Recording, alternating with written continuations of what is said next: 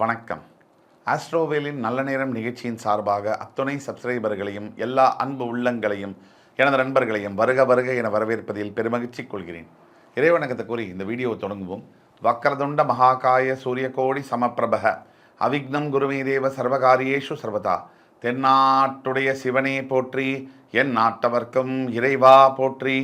அன்பர்களே, நண்பர்களே, இன்னைக்கு நம்ம பேச போகிற தலைப்பு என்பது ஒரு மிக மிக முக்கியமான பிரத்யேகமான தலைப்பு. எல்லாருக்கும் என்னென்னா கவலை, இது வரைக்கும் எப்படியோ போயிடுச்சு சாமி, நடந்துருச்சு, எல்லாம் பிரச்சனையெல்லாம் பார்த்தாச்சு, இனிமே எதிர்காலம் எப்படி இருக்கும்? அந்த கேள்வி தான் கோடிக்கணக்கான மக்களோட மனசில் இருக்குது. அந்த எதிர்காலத்தை பற்றிய விடயங்களை, கேள்விகளுக்கு பதில் தரும் வகையில் கிரகங்களுடைய மாற்றங்கள், பயிற்சிகள் தான் அமையும். முக்கியமாக 4 கிரக பயிற்சி தான் பயிற்சி அப்படின்னு சொல்லப்படுது. குரு பயிற்சி, ராகு கேது பயிற்சி, சனி பயிற்சி. இதில் ரொம்ப முக்கியத்துவம் வாய்ந்தது குரு பயிற்சி, சனி பயிற்சி. இதில் குரு பயிற்சி ஒரு ஆண்டுக்கு ஒரு முறை பெயர்றார். ஒரு ராசியை விட்டு இன்னொரு ராசிக்கு பெயர்கிறார். தேவர்களுடைய குருவான பிரகஸ்பதி முழு சுபர், தனகாரகன், கல்விகாரகன் என்று அழைக்கப்படுகின்ற குரு பகவான் மேல்நிலை வேலைகள், ஒரு ஐடி, ஐஃபை ஜாபு, ஒயிட் காலர் ஜாபு, இதுக்கெல்லாம் காரகத்துவம் பெற்ற கடவுளாக வருகிறார்.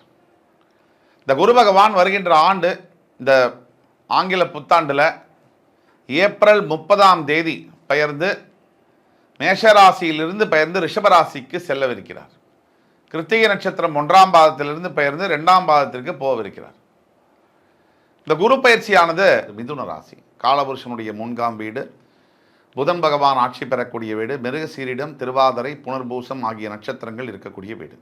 இதில் மிருகசீரிடம் என்பது உடைபட்ட நட்சத்திரமாக 3-4 பாதங்கள் தொடங்கி, அதாவது திருவாதிரை நட்சத்திரம் 4 பாதங்களும் பெற்று புனர்பூச நட்சத்திரம் 1-2-3 பாதங்கள் வரை இந்த ராசியில் பிரவேசிக்கக்கூடும். இப்போ இந்த மிதுன ராசி அன்பர்களை பொறுத்த வரைக்கும் ரொம்ப முக்கியமான குரு பயிற்சி இது. எப்படின்னு கேட்டிங்கன்னா, எப்பவுமே உபய ராசிகளுக்கு 7ஆம் இடம் என்பது மாரகம் மற்றும் பாதகஸ்தானமாக வரும். அந்த அடிப்படையில் குரு பகவான் 7ஆம் இடத்திற்கு அதிபதியாக தனுசு ராசிக்கு அதிபதியாக வருகிறார். அப்போ மாரகஸ்தானம்னா என்ன, பாதகஸ்தானம்னா என்ன? மாரகஸ்தானம்னா உடனே எல்லாரோட மனசுலையும் ஆளை கொன்றுவாங்க அப்படின்னு நினைப்பாங்க. அப்படி அல்ல. மாரகஸ்தானம் என்பது மரணத்திற்கு இணையான துன்பத்தை தரக்கூடிய கிரகம் அப்படின்னு, இடம் என்று அழைக்கப்படும். அதே மாதிரி பாதகஸ்தானம் என்பது பல வகையான சோதனைகளை தரக்கூடிய இடமாக வரும் என்று அழைக்கப்படும். அப்போ மிதுன ராசிக்கு 7ஆம் இடம் என்று சொல்லக்கூடிய தனுசு ராசிக்கு அதிபதியான குரு பகவான் மிதுன ராசிக்கு மாரகாதிபதி மற்றும் பாதகாதிபதியாக வருவார். சில பேர் தற்கூரியாக சொல்லுவாங்க, இது லக்னத்துக்கு தானே, ராசிக்கு இல்லையே அப்படின்னு சொல்லுவாங்க. அப்படி கிடையவே கிடையாது. லக்னத்திற்கும் இதுவே, ராசிக்கும் இதுவே அடிப்படையில் தான் வரும். கண்டிப்பாக ஜாதகம், ஜனன ஜாதகம் அப்படின்னு பார்க்கும்போது லக்னத்திற்கு தான் அதிகமாக பொருந்தும். கோச்சாரம் என்று பார்க்கும்போது ராசிக்கு தான் பொருந்தும்.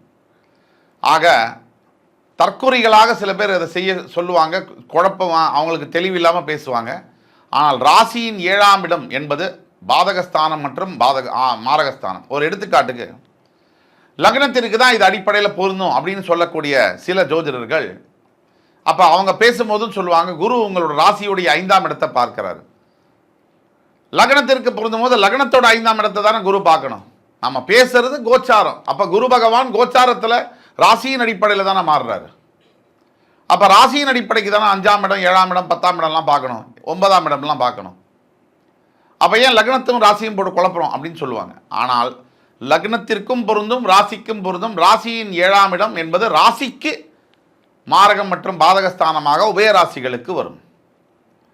அப்போ உபயராசியின் 7ஆம் இடத்திற்கு அதிபதியான தனுசு ராசிக்கு அதிபதியான குரு பகவான் உங்களுடைய ராசியின் 12ஆம் வீடு என்று சொல்லக்கூடிய ரிஷபத்திற்கு மேஷராசியிலிருந்து ஏப்ரல் 30 பெயர்கிறார் 2024ஆம் ஆண்டு. இப்போ இப்படி பெயரக்கூடிய குரு பகவான் நன்மையை செய்வாரா? இதான் பாயிண்ட். உங்க ராசிக்கு மாரகாதிபதி மற்றும் பாதகாதிபதி அவர் நல்ல இடத்துல உட்கார்ந்தா தானே தப்பு. உங்களுடைய எதிரி வலுக்கணுமா வலு விளக்கணுமா? உங்களுடைய எதிரி நல்ல வலுவான இடத்துல உட்காந்துட்டாருன்னு சொன்னா அது உங்களுக்கு பிரச்சனை தானே. இது குரு பகவான் உட்பட சொல்றேன். குரு பகவான் ஒரு முழு சுபர். அவர் கூடிய மட்டும் நல்ல பலன்களை தான் தருவார். இருந்தாலும் கூட அவர் நல்ல இடத்துல போய் உட்காந்துட்டாருன்னு சொன்னா அது உங்களுக்கு எதிரி வலுக்கிற மாதிரில அர்த்தம். நம்மளுடைய எதிரி வலு பெறணுமா வலு இழக்கணுமா? எது நமக்கு நல்லது? அந்த அடிப்படையில் குரு பகவான் உங்களுடைய 7ஆம் அதிபதி 12ஆம் வீட்டிற்கு சென்று மறைவது, ராசிக்கு 12ஆம் வீட்டில் மறைவது மிகப்பெரிய யோகம். கெட்டவன் கெட்டிடில் கிட்டிடும் ராஜயோகம். அந்த அடிப்படையில் மிதுன ராசி என்பவர்களுக்கு இந்த வருடமானது திருமணங்களை நடத்தி வைக்கக்கூடிய ஆண்டாக வருகிறது.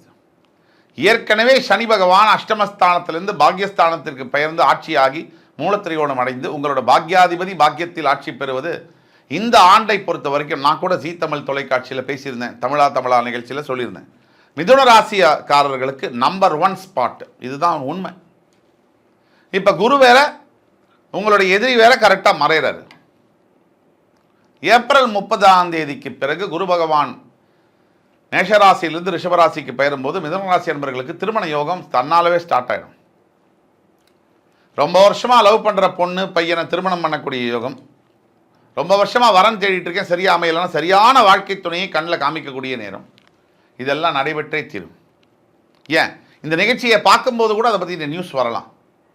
அந்த அளவிற்கு பவர்ஃபுல்லான பிளானட் பொசிஷனில் தான் மிதுன ராசி அன்பர்கள் இருக்கீங்க. படாத அவஸ்தை, கொஞ்சம் நெஞ்சம் இல்லை, வாயில் சொல்ல முடியாத அளவுக்கு கவலைகள், பொருள் பிரச்சனை, பணத்தில் கடனில் அவமானப்பட்டு அசிங்கப்பட்டு, கணவன் மனைவியால் அசிங்கப்பட்டு அவமானப்பட்டு அவசொல் வாங்கி போலீஸு ஸ்டேஷனு கேஸு பம்பு வழக்கு வேலை இழந்து குழந்தைங்களை பிரிஞ்சு உடல் ஆரோக்கியத்தில் பிரச்சனையாகி தாய் தந்தையை இழந்து அதிகப்படியான அவஸ்தைகளை பட்ட மிதுனராசி என்பவர்களுக்கு ஒரு விடிவெள்ளி ஆண்டாக தான் இந்த 2024ஆம் ஆண்டு வருகிறது.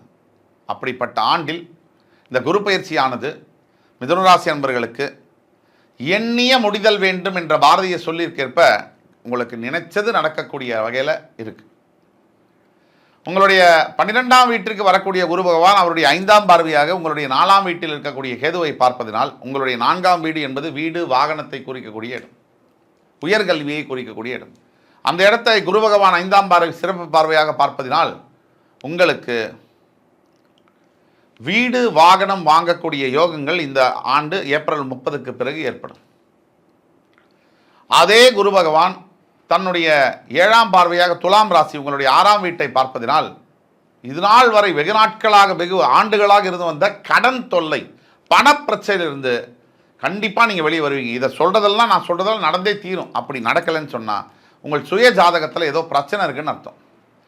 இருந்தாலும் கூட நான் சொல்கிறது நடக்குமா இல்லையான்னு உங்களுக்கு தெளிவு இல்லைன்னு சொன்னால் கீழே கொடுக்கப்பட்டுள்ள வாட்ஸ்அப் நம்பரில் எங்களை தொடர்பு கொண்டு பணத்தை கட்டி ஆன்லைன் அப்பாயின்மெண்ட் மட்டும்தான், ஃபோன் காலில் உங்களுக்கு கன்சல்டேஷன் பண்ணி துல்லியமான பலன்களை தர முடியும்.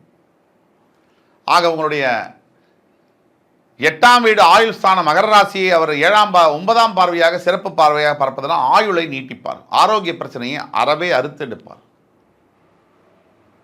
ஆக குரு பயிற்சியானது இந்த ஆண்டு உங்களுக்கு எல்லா விதமான நல்ல பலன்களையும் தர கடமைப்பட்ட ஒரு பயிற்சியாக வருகிறது. இதை பயன்படுத்திக் கொள்வது என்பது உங்கள் கையில் தான் இருக்கு. மிதுன ராசி அன்பர்களே, 100 ஆண்டுகளுக்கு ஒரு ஆண்டு தான் வரும் நமக்கு சாதகமாக. அப்படிப்பட்ட ஆண்டாக தான் 2024 உங்களுக்கு வந்திருக்கு.